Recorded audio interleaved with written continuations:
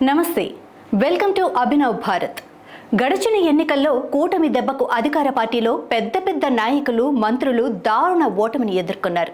ఇందులో ముఖ్యంగా చెప్పుకోవాల్సిన వారిలో విడుదల రజని కూడా ఒకరు.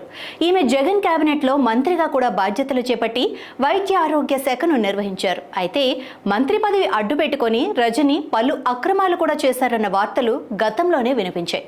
తాజాగా జరిగిన ఎన్నికలలో ఆమెతో పాటు పార్టీ కూడా ఘోరంగా ఓడిపోవటం, టీడీపీ కూటమి గెలవటంతో ఆమె అక్రమాల చిట్టా ఒక్కొక్కటిగా బయటకు తీస్తున్నట్టు సమాచారం. ఈ నేపథ్యంలో త్వరలో అరెస్టు కాబోతున్నా అన్న వార్తలు కూడా వినిపిస్తున్నాయి. ఇప్పటికే రాష్ట్రంలో చంద్రబాబు మార్క్ పాలన మొదలైంది. ఇదే తరుణంలో గత ప్రభుత్వంలో అక్రమాలు చేసిన వారందరి చిట్టా బయటకు తీసి అరెస్టులు చేస్తున్నారు. ఇప్పటికే అగ్రిగోల్డ్ భూములను అక్రమంగా అమ్మేసిన కేసులో మాజీ మంత్రి జోగి రమేష్ కుమారుని ఏసీబీ అరెస్టు చేసింది. అంతేకాకుండా ఉద్యోగాల పేరుతో వసూళ్లు కూడా చేశాడని అతనిపై ఆరోపణలు వస్తున్నాయి. ఇదే తరుణంలో చిలకలూరిపేట నియోజకవర్గంలో జరిగిన కొన్ని అక్రమాల గురించి ఈ మధ్య కాలంలో అనేక ఫిర్యాదులు బయటకు వస్తున్నాయి. జగనన్న ఇళ్ల స్థలాల పేరిట రైతులకు తక్కువ అమౌంట్ ఇచ్చి ప్రభుత్వం నుంచి ఎక్కువ డబ్బులు తీసుకున్నారని పోలీసులకు ఫిర్యాదులందాయి. ఇందులో పాలు పంచుకున్న వైసీపీ లబ్ధిదారులు ఫిర్యాదు చేసిన వారికి నగదు వెనక్కిచ్చేసి కాంప్రమైజ్ అయ్యారని సమాచారం. ఇదే తరుణంలో మాజీ మంత్రి విడుదల రజని మీద ఒక ఫిర్యాదు అందినట్టు తెలుస్తోంది.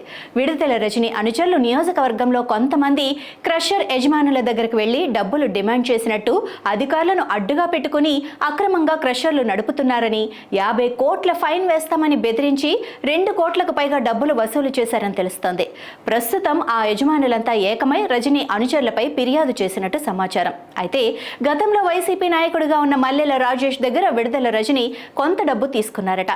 అందులో కొంత మాత్రమే వెనక్కిచ్చి మిగతా డబ్బు ఇవ్వకపోవడంతో రాజేష్ కూడా పోలీసులకు ఫిర్యాదు చేసే అవకాశం కనిపిస్తోంది.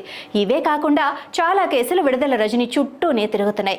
ఈ కేసులన్నీ అనుకున్నట్టుగానే రజని వరకు చేరితే ఆమె అరెస్టు తప్పదన్న వార్తలు కూడా వినిపిస్తున్నాయి. కాగా రజని తెలుగుదేశం పార్టీని వీడి 2019లో వైసీపీలో చేరిన విషయం తెలిసిందే. కూటమి ప్రభుత్వంలో ఆమెపై కేసులు ఎంతవరకు వస్తాయో తెలియాలి అంటే ఇంకాస్త సమయం పడుతుంది.